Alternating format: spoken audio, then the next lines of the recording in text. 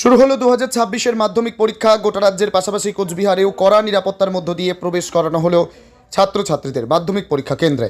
এবছর মাধ্যমিক পরীক্ষায় মোট পরীক্ষার্থীর সংখ্যা 9,71,340 জন, যা গত বছরের তুলনায় সামান্য বেশি। এর মধ্যে 4,26,733 জন ছাত্র, 5,44,606 জন ছাত্রী, যার মধ্যে কোচবিহারে মাধ্যমিক পরীক্ষার্থীর সংখ্যা 44,500-র মধ্যে ছাত্র রয়েছে 20,500 এবং ছাত্রীর সংখ্যা 24,000।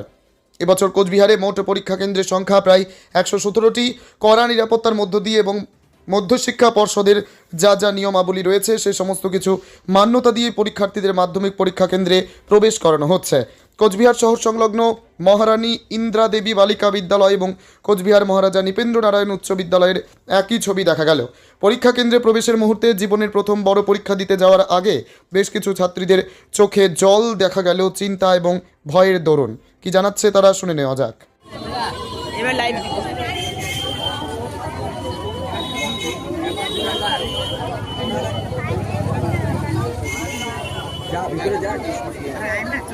দেবো না আমি এখানে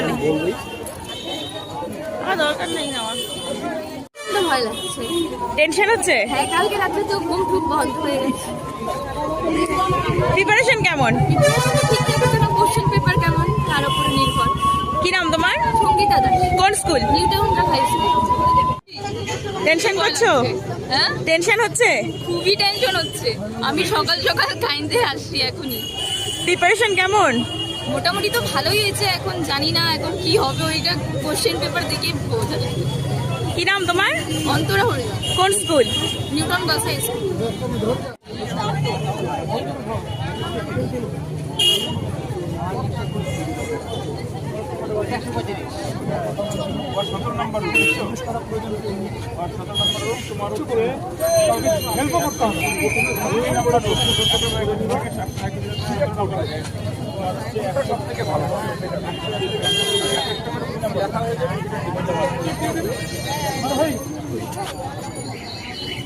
ছেলে প্রবেশ করলো।